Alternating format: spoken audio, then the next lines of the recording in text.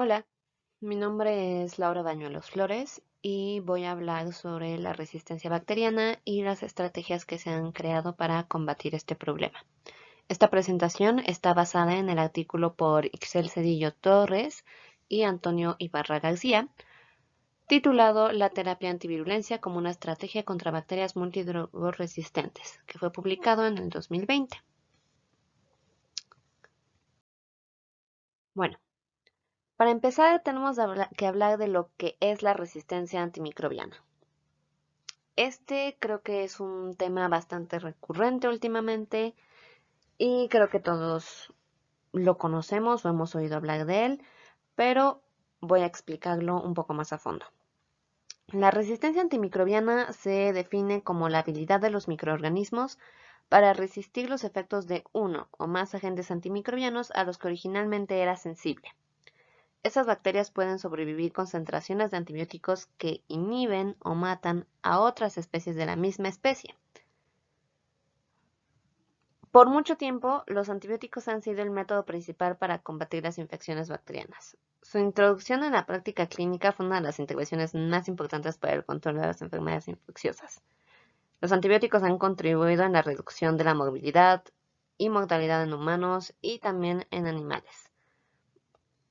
Su uso ha salvado millones de vidas. Sin embargo, la resistencia bacteriana ha deteriorado la eficacia de estos fármacos. Es importante mencionar que la resistencia a los antibióticos es un fenómeno natural, pero que ha sido aumentado debido a la presión de selección que que provocan los antibióticos. Actualmente es común encontrar bacterias tanto en el entorno clínico como en el ambiente con diferentes niveles de resistencia. Estos niveles de resistencia, en esta diapositiva solo menciono a los multidrogos resistentes, pero hay tres tipos. Hay multidrogos resistentes, que es resistente a dos o más antibióticos, extremadamente resistentes, que es resistente a tres o más antibióticos, y el más peligroso son aislamientos panresistentes, los cuales son prácticamente intratables con los fármacos que tenemos actualmente, incluso terapias combinadas. Bueno, me gustaría mencionar o resaltar esta imagen que tenemos aquí.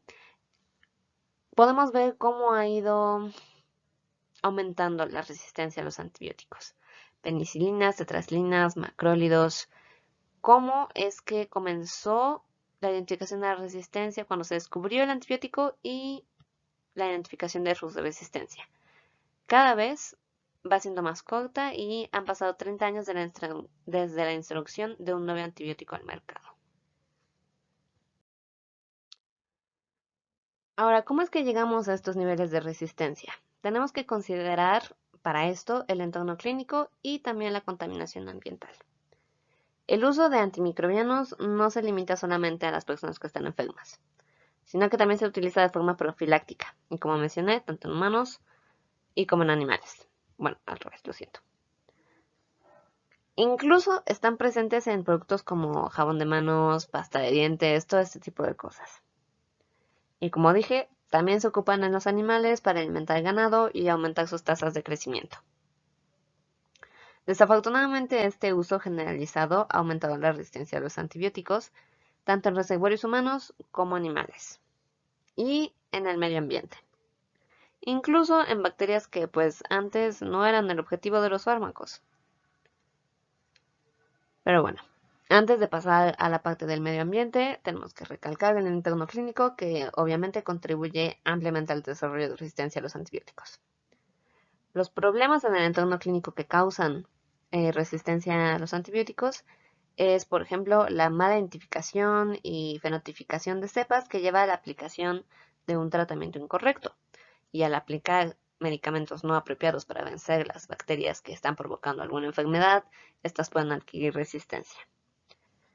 También se han utilizado antibióticos para tratar enfermedades que no son causadas por bacterias. Entonces, bueno, también influye. Por otra parte, también está la responsabilidad personal de los pacientes, no solo de los doctores, al, por ejemplo, interrumpir un tratamiento y no cumplir con la dosis o el tiempo indicado, la automedicación, etcétera. Y por otra parte, también está, podríamos decir que de ambas partes, el almacenamiento incorrecto de los antibióticos, lo cual lleva a que su acción disminuya. Por otra parte, igualmente de causa humana, está el desecho inapropiado de residuos humanos, como esta imagen muestra. Gran cantidad de antibióticos se liberan en las plantas de tratamiento de aguas residuales, como resultado de utilizar antibióticos en los hogares, en las instalaciones de producción farmacéutica, en hospitales, etc. Y esto es lo que ejerce una presión selectiva sobre las bacterias, pero esta vez del medio ambiente. Esta contaminación por antibióticos en el medio ambiente lleva más o menos 60 años de acumulación, desde el descubrimiento de la penicilina, hay que imaginar eso. Se sugiere también que la resistencia puede existir incluso en la ausencia de especies, de fuentes humanas. Se han hecho estudios en regiones remotas, como por ejemplo en la selva amazónica, donde se han encontrado infecciones resistentes a antibióticos en personas que pues no han estado expuestas a la civilización moderna y a pues sus medicamentos. Esto es pues gracias a la contribución de la agricultura, el ganado, en general en todos los alimentos, en los animales que son de consumo, incluso incluyendo la acuicultura. Como podemos ver aquí, se incluye tanto al ganado, a las aves y a los pescados. Y pues todo esto lleva a una contaminación del medio ambiente que lleva a pues mucha resistencia a los fármacos. Explicaré brevemente las imágenes que vemos por aquí. Hablo sobre el uso animal, la excreción también que llega al ambiente, el uso humano, plantas de tratamiento. En esta imagen podemos ver el uso de antibióticos que hay por cada porción de carne. Y aquí cómo es que evoluciona la resistencia. Antes un antibiótico podría causar este halo, que es un tipo de estudio que se aplica para medir la resistencia y podemos ver que aquí el mismo antibiótico no tiene el mismo efecto. Ahora, tenemos que hablar también de la globalización y las acciones tomadas para este problema. La provocación de bacterias resistentes ha incrementado alarmantemente y el tratamiento de infecciones se ha complicado. Hay que recalcar que cualquier enfermedad en un mundo globalizado pueden diseminarse prácticamente por todo el planeta. Y creo que lo estamos viendo claramente con nuestra situación actual, que es el COVID. Cualquier enfermedad en este mundo puede ir de un lado al otro. Aquí sabemos que el problema es que la resistencia a los antibióticos no se queda simplemente en resistencia, sino que ha prolongado las estancias hospitalarias, incrementa los costos médicos, aumenta la mortalidad. Hay datos del 2018 que se reportaron en Estados Unidos la muerte de al menos 23,000 personas debido a infecciones que fueron causadas por cepas resistentes a los antibióticos convencionales. Es decir, los antibióticos que se llevan usando por mucho tiempo ya no han sido efectivos y se estima que para el 2050 van a morir más de 10 millones de personas. Este es un problema que crece y realmente tiene la habilidad de derribar todo el sistema de cuidado de la salud del mundo si es que no se aborda de una forma colectiva por todas las naciones. Es por esto que, en respuesta a este problema, la Asamblea Mundial de la Salud, la WHO, aprobó en mayo del 2015 un plan de acción mundial sobre la resistencia a los antimicrobianos. Esto tiene el propósito de asegurar que se pueda seguir previniendo y tratando las enfermedades infecciosas por medio de fármacos que sean tanto eficaces como seguros. Se han creado múltiples iniciativas para luchar contra la resistencia a los antimicrobianos, pero yo quisiera mencionar especialmente el Sistema Mundial de Vigilancia de la Resistencia a los Antimicrobianos, o GLASS, por sus siglas en inglés, Global Antimicrobial Resistance Surveillance System, y que tiene el objetivo de dar seguimiento a las infecciones más frecuentes causadas específicamente por bacterias multiresistentes. Este sistema de vigilancia está integrado actualmente por 52 países y lamento decir que México no se encuentra en esta lista. Bueno, gracias a la actividad de muchas de estas asociaciones de las que mencioné, en el 2017 se formó una lista de bacterias que requieren urgentemente nuevos antibióticos. Esta lista está dividida en 3 categorías, de acuerdo con la prioridad en la que se necesitan. Es crítica, alta y media. No me voy a meter mucho en qué tipo de cepas son estas, ya que mi especialidad no es farmacéutica, pero bueno, podemos ver que son varias las cepas que necesitan ya un nuevo tratamiento. Todas estas asociaciones han llamado a las instituciones educativas para la investigación y desarrollo de nuevos antibióticos o alternativas para el tratamiento de infecciones bacterianas. Estas alternativas son en las que nos vamos a estar enfocando o de las que hablaré en esta presentación también. Pero antes, tenemos que hablar sobre los antibióticos. ¿Por qué es que han dejado de funcionar? ¿Cuál era su mecanismo que actualmente ya no funciona? Bueno, tenemos que mencionar esto antes de poder pasar a los tratamientos innovadores que se han desarrollado. Bueno, pues el mecanismo de acción de los antibióticos ha sido ya muy estudiado y se sabe que pueden actuar de 2 maneras. Pueden ser agentes bactericidas que matan directamente a la bacteria o agentes bacteriostáticos que inhiben su crecimiento. Estos actúan sobre diversos blancos metabólicos esenciales como la síntesis de proteínas, la síntesis de DNA o RNA, la pared celular o la membrana celular. El desarrollo de nuevos antibióticos ha disminuido porque existen proteínas esenciales limitadas. Es decir, que los blancos se están terminando. Todos estos blancos, todas estas blancos metabólicos esenciales son limitados y ya han sido todos estudiados intensamente. Además, realmente se ha mostrado un poco interés de parte de la industria farmacéutica por la búsqueda de nuevos antibióticos, ya que realmente las posibilidades de éxito disminuyen. Como vimos en la imagen del principio, cada vez que aparece un nuevo antibiótico, al poco tiempo ya se reportan bacterias resistentes. Esto lleva de meses o años y realmente se está perdiendo el interés. Ahora, para comprender la evolución de la resistencia a los antibióticos en bacterias patógenas, se han descrito 2 mecanismos principales que incluyen a la resistencia intrínseca y a la adquirida. La resistencia intrínseca se refiere a bacterias que tienen genes de resistencia en su ADN sin necesidad de haber tenido contacto con el antibiótico. Simplemente estas bacterias tienen los genes presentes en cada cepa de la misma especie.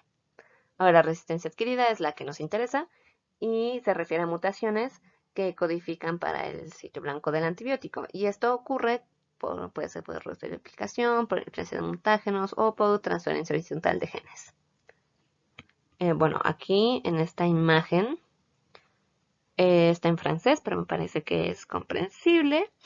Están todos los métodos que se pueden transferir información que adquieren resistencia principalmente por presión selectiva. Ahora, para comprender los mecanismos de resistencia antimicrobiana, se han clasificado 3 grupos a los que se llama líneas de defensa, de acuerdo con el sitio de acción de la resistencia. Igualmente vamos a hablar de estos rápidamente. Bueno, pues estas son las 3 líneas de defensa que han sido, podríamos decir, que superadas por las bacterias. El primero es la formación de la biopelícula. Las biopelículas son organizaciones microbianas compuestas por microorganismos de una o diferentes especies que se adhieren a las superficies, ya sean bióticas o abióticas, gracias a la secreción de un exopolímero.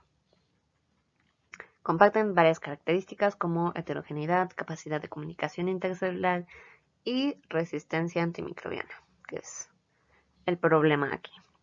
Los componentes principales de esta biopelícula son agua, polisacáridos, proteínas, ácidos nucleicos y lípidos.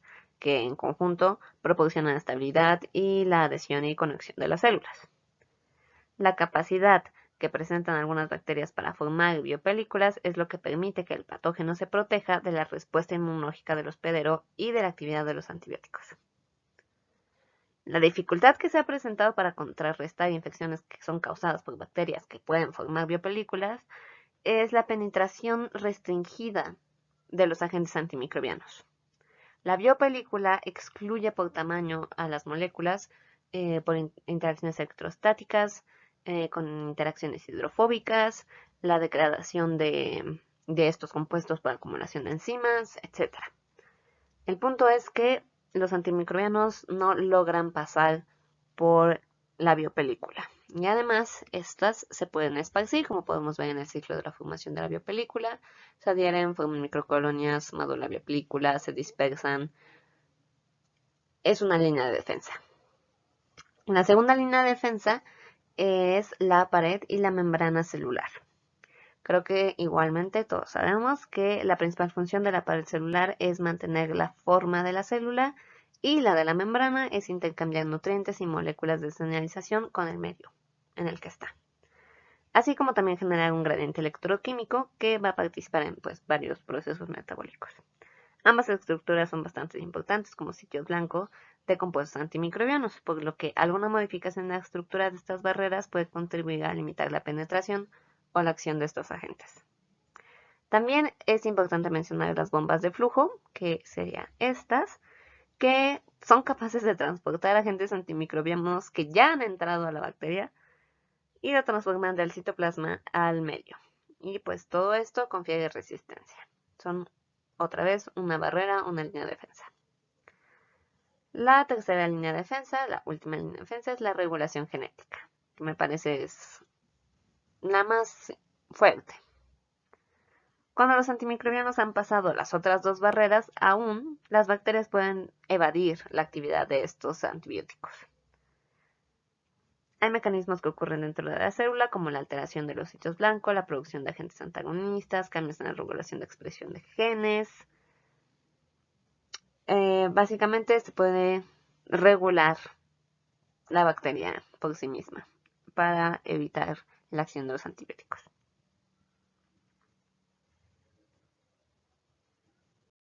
Y bueno, esto nos lleva a poder hablar sobre las nuevas estrategias para el combate de la resistencia antimicrobiana.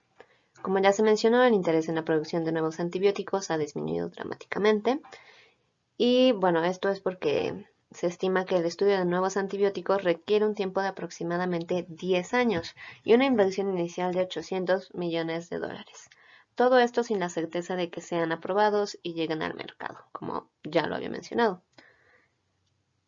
Y bueno, una vez que llegan al mercado, no generan una ganancia continua, ya que son administrados nada más de 5 a 14 días. Además del número limitado de blancos, que también ya habíamos mencionado anteriormente. Es por esto que se han estado buscando diversas alternativas para combatir las infecciones bacterianas. Una de las estrategias actuales que se ha estado utilizando como soluciones rápidas, podríamos decirlo, es recetar antibióticos muy cuidadosamente para retardar el desarrollo de la resistencia. También se ha continuado la búsqueda de nuevos antibióticos, antibióticos normales, comunes, y bueno, desarrollando modificaciones sintéticas a estos antibióticos para poder recuperar su eficacia. Y también está el uso de dos fármacos con diferentes actividades. Creo que cabe mencionar que crear terapias novedosas, es decir, que no sean antibióticos, para bacterias gram negativas específicamente, es especialmente más difícil debido a la barrera adicional que tienen en la membrana. El problema aquí es que, pues, desafortunadamente muchas de las bacterias resistentes a múltiples fármacos son gram negativas. Más de 730.000 infecciones y más de 3.400 muertes al año son causadas por bacterias gram negativas, por lo que varias de las terapias novedosas que se están creando son dirigidas a gram negativas. Bueno, de las posibilidades innovadoras de las que voy a hablar, va a ser de los medicamentos antirresistencia, los medicamentos antivirulencia, las terapias dirigidas al huésped y otros tipos de tratamiento alternativo, que en este caso voy a hablar de la fagoterapia, que es la que estamos viendo aquí, pero voy a explicar en las siguientes diapositivas. Bueno, pues voy a comenzar con los medicamentos antirresistencia. Estos son un tipo de ayudantes para los compuestos antibióticos para poder evitar la resistencia bacteriana. Es decir, se van a administrar junto con los antibióticos para poder ayudar a su funcionamiento. Voy a hablar sobre 3 tipos de medicamentos antirresistencia: los inhibidores de beta-lactamasa, los inhibidores de la bomba de flujo y los permeabilizadores de la membrana externa. Ahora, los inhibidores de la beta-lactamasa. Las beta-lactamasas son enzimas capaces de inactivar los antibióticos de la familia beta-lactámicos. La proliferación de beta-lactamasas en una bacteria le permite hidrolizar una gran variedad de antibióticos beta-lactámicos. Un inhibidor de beta-lactamasa serviría como ayudante del antibiótico para suprimir la resistencia enzimática, aumentando su eficacia y el espectro del antibiótico. Es por esto que una gran cantidad de investigación se ha centrado en el desarrollo de nuevos inhibidores de las beta-lactamasas para su coadministración con beta-lactámicos, antibióticos beta-lactámicos. Es importante señalar que aunque se han desarrollado varios compuestos que tienen la capacidad de inhibir varios tipos de beta-lactamasas, ha aparecido ya también resistencia a los inhibidores de beta-lactamasas. Y pues creo que esto nos demuestra que la coevolución nunca se detiene. Las bacterias tienen una gran capacidad para encontrar una manera de sobrevivir a esta estrategia ayudante particular, lo que proporciona pues la necesidad de intentar constantemente encontrar fármacos y ayudantes nuevos y más potentes. Bueno, el siguiente serían los inhibidores de la bomba de flujo. La sobreexpresión de las bombas de flujo es un mecanismo importante para la resistencia bacteriana que provoca la expulsión de antibióticos de las células bacterianas. Ya habíamos hablado de las bombas de flujo. En las bacterias gram negativas, la absorción de antibióticos a través de la membrana externa semipermeable es más lenta y actúa para hacer que estos organismos sean resistentes a los fármacos. La inhibición de la bomba de flujo, por lo tanto, es una estrategia que podría restablecer la potencia de los antibióticos actuales contra las bacterias resistentes y quizá también impulsar el desarrollo de nuevos antibióticos. Entre los posibles inhibidores se encuentra el inhibidor de la bomba de flujo fenalanina, arginina, beta-naftalina, y este es un compuesto que inhibe la acción del flujo de muchas bombas de la familia RND, que son a los que me refiero, que sacan los antibióticos de la célula del medio. Y bueno, este inhibidor es capaz de reducir la resistencia intrínseca y mutacional a múltiples antibióticos. Sin embargo, a pesar de que su actividad se conoce desde hace muchos años, más de una década, aún no ha progresado clínicamente. Ya han probado la capacidad de varios compuestos de actuar como inhibidores de las bombas de flujo y de restaurar la actividad antibiótica, pero sin embargo ninguno ha podido llegar al mercado. Y por último están los permeabilizadores de la membrana externa. Como mencioné, las gram negativas son las más difíciles de tratar y este es un tratamiento que se enfoca muchísimo en gram negativas. Como dije, son las más resistentes a mayores antibióticos por la barrera permeable que proporciona la membrana externa. Es importante para poder comprender este tipo de medicamento es que la membrana externa es una barrera semipermeable que restringe la tasa de captación de la célula. La capa exterior de la membrana está acoplada por una molécula poliónica lipopolisacárida, que se estabiliza mediante el puente cruzado de cationes divalentes. Los agentes que extraen o desplazan los cationes divalentes de esta membrana hacen que se vuelva cada vez más permeable, tanto a sustancias hidrófobas como hidrófilas. Hay varios policationes que interactúan en la membrana externa, provocando que la membrana se estabilice y por lo tanto sea permeable al polication que interactúa. Al mismo tiempo, otros compuestos, como los antibióticos, que es a lo que vamos, y nuestro objetivo, van a poder penetrar más fácilmente la membrana permeabilizada. Por lo tanto, este es un método mediante el cual se podrá aumentar la actividad de los antibióticos, que está muy limitada por la presencia de la membrana externa. Sin embargo, aunque estos permeabilizadores de membrana han sido un foco de investigación durante varios años, ninguno ha tenido éxito tampoco en su comercialización. También se ha demostrado que algunos de estos compuestos alteran el metabolismo de los lípidos en las células eucariotas, por lo que hace su uso inadecuado para el humano. Como podemos ver, hay varias barreras para este tipo de medicamentos. El siguiente método del que vamos a hablar es la terapia antivirulencia, que es de hecho el método en el que se centra nuestro artículo. Bueno, pues esta terapia es una alternativa muy prometedora para el tratamiento de infecciones bacterianas multiresistentes. Esta terapia se basa en bloquear los factores de virulencia que hacen una bacteria patógena. Esto sin afectar la viabilidad de la célula. Los factores de virulencia más estudiados son los sistemas de secreción de toxinas, la movilidad, la formación de biopelículas y el quorum sensing. Las bacterias patógenas pueden contar con una o más de estas estructuras y mecanismos que favorecen la invasión en un huésped, y una vez que la bacteria se encuentra dentro del organismo, se activan diversos mecanismos para detectar el ambiente en el que se encuentran y activar los factores de virulencia necesarios para poder colonizar y causar daño al huésped. Los compuestos antivirulencia tienen la capacidad de interferir con la habilidad de la bacteria para reconocer las señales específicas del hospedero que le alertan al estar en el sitio de infección y de activar los genes que codifican para los factores de virulencia. Ahora voy a hablar un poco de cada uno de estos factores. El primero son los sistemas de secreción, que son un factor de virulencia que permite translocar proteínas efectoras a la célula hospedera y modular diversas funciones metabólicas.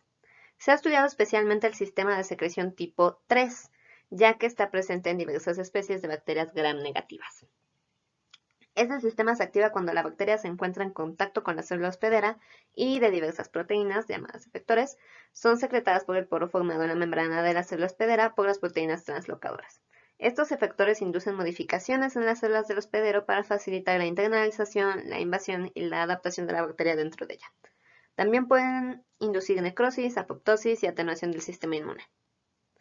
Algunas moléculas estudiadas para inhibir este sistema pueden intervenir en la transcripción de genes involucrados con el SCT3, que es el sistema, afectando la secreción de proteínas efectoras o inhibiendo el ensamblaje del sistema. Por otro lado está la movilidad, que es mediada por el flagelo bacteriano. La movilidad bacteriana está directamente ligada al proceso de invasión para algunas bacterias, como por ejemplo la salmonela. Se han descrito algunos mecanismos por los cuales se puede bloquear a la maquinaria flagelar. Esto puede ser también mediante la inhibición de la síntesis de proteínas estructurales o el ensamblaje del sistema. El siguiente compuesto antivirulencia sería para inhibir la formación de la biopelícula. Creo que ya hemos hablado bastante de la biopelícula. Dentro de la búsqueda de compuestos inhibidores de biopelícula, se ha propuesto la interrupción de la expresión de los genes que codifican la cápsula. También se ha propuesto bloquear los mecanismos que interfieren en las etapas de su formación, como la prevención de la lesión bacteriana, la formación y maduración de la película, la interrupción de la secreción de las sustancias poliméricas extracelulares, de las que ya hablamos en su factor de virulencia. Ahora, un agente antivirulencia en estudio para la inhibición de la formación de la biopelícula es el anticuerpo monoclonal AR105. Este se ha utilizado en terapia combinada con antibióticos de primera generación para el tratamiento de neumonía, fibrosis quística, etc. Actualmente el estudio de este anticuerpo se encuentra en fase clínica 2, mostrando resultados bastante prometedores, por lo que eventualmente podría convertirse en el primer tratamiento antivirulencia en el mercado. Lo que me parece a mí grandes noticias. Ahora, después pasaremos al quorum sensing. La patogeneidad de diversas bacterias se encuentra regulada por un sistema de comunicación que denominamos quorum sensing. Este sistema controla la producción de moléculas de señalización, denominadas autoinductores, los cuales estimulan la expresión de genes relacionados a diversos factores de virulencia, como los que ya dijimos, la biopelícula, movilidad, esporulación, producción de enzimas, etc. Incluso la conjugación. La interferencia del quorum sensing se propone en 3 mecanismos diferentes. 1. Mediante la inhibición del generador de la molécula señal. 2. Por la degradación de la molécula señal. Y 3. Mediante el bloqueo del receptor. Ahora, hablemos sobre las ventajas que tiene este tipo de terapia sobre los antibióticos clásicos. Esta terapia no afecta a la microbiota del paciente. Además, disminuye la presión de selección, ya que únicamente interfiere en la expresión o la actividad de los factores de virulencia. que en la mayoría de los casos no son indispensables para la sobrevivencia de una bacteria, y de los cuales existe una gran diversidad de sitios blancos que pueden ser candidatos para ser bloqueados. Por lo que tanto, estos compuestos incrementarían la posibilidad de evitar la colonización, invasión e infección del hospedero, así como también podrían evitar el daño tisular y la evasión del sistema inmune. Por otro lado, se han tomado otros enfoques que apuntan a la respuesta inmune, innata o adaptativa para infecciones tanto virales como bacterianas. Estoy hablando de las terapias dirigidas al huésped, que es un enfoque novedoso en el campo de los antiinfecciosos para superar también la resistencia a los antimicrobianos. La terapia dirigida al huésped tiene como objetivo interferir con los factores de la célula huésped, que son requeridos por un patógeno para la replicación o persistencia, para mejorar las respuestas inmunes protectoras contra un patógeno, para reducir la inflamación exacerbada y equilibrar la reactividad inmunológica en los sitios de patología.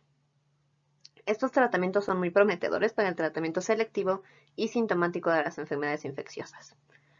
Voy a dar dos ejemplos de en qué se ha estado trabajando, y uno son las terapias destinadas a controlar la inflamación y el daño tisular, que son aplicables a numerosas infecciones bacterianas y podrían usarse como terapia complementaria en combinación con tratamientos dirigidos a patógenos.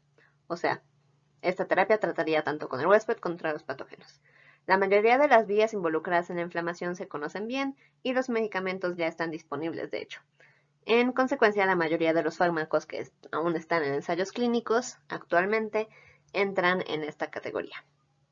Ahora, para tratar infecciones bacterianas también se ha apuntado a los macrófagos, que que se pretende aumentar la capacidad de los macrófagos mediante la activación con citocinas, vitaminas u otros factores que estimulan las respuestas autónomas de las células o que impulsan la producción de péptidos antimicrobianos. En la imagen realmente no es mi área, no puedo profundizar tanto en qué es lo que está sucediendo. La imagen es precisamente representativa, ilustrativa.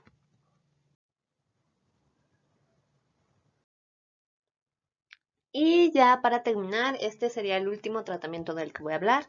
Este entra en la categoría de tratamientos alternativos y es la fagoterapia, la cual consiste en el uso de bacteriófagos, que es una clase de virus que únicamente infectan bacterias.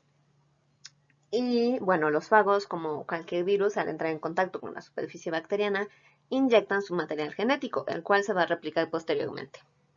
Existen dos ciclos. El ciclo lítico, que una vez que se ha formado la progenie viral, la célula bacteriana es lisada, lo que conlleva a su muerte. Y el ciclo lisogénico es cuando el genoma viral es insertado en el cromosoma bacteriano y la información genética del virus es transmitida de manera vertical en cada división celular.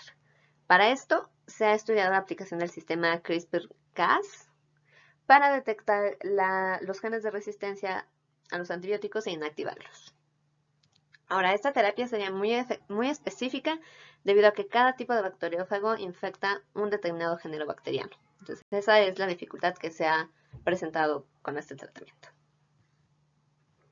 Y bueno, no me queda nada más que compartir una conclusión.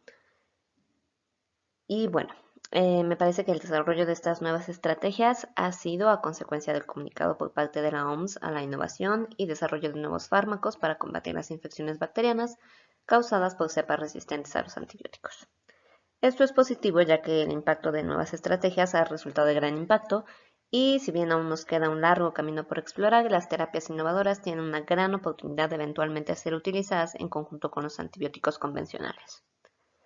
Sin embargo, el reto actualmente es aún mayor, ya que por el tiempo que hemos estado en pandemia se ha incrementado, por obvias razones, el uso de compuestos químicos para deshacernos del virus. Sin embargo, estos mismos químicos van a favorecer el surgimiento de cepas bacterianas con capacidades de sobrevivir a estos desinfectantes. Así pues, tenemos que prepararnos para continuar la búsqueda e implementación de compuestos que nos ayuden a combatir a las bacterias multidrugos resistentes actuales y pues a las que están por venir. Lo único que es compartir mi bibliografía, resaltar el artículo de Excel Ibarra y Cedillo Torres, la terapia antivirulencia como una estrategia contra bacterias multidrugos resistentes, y dar las gracias.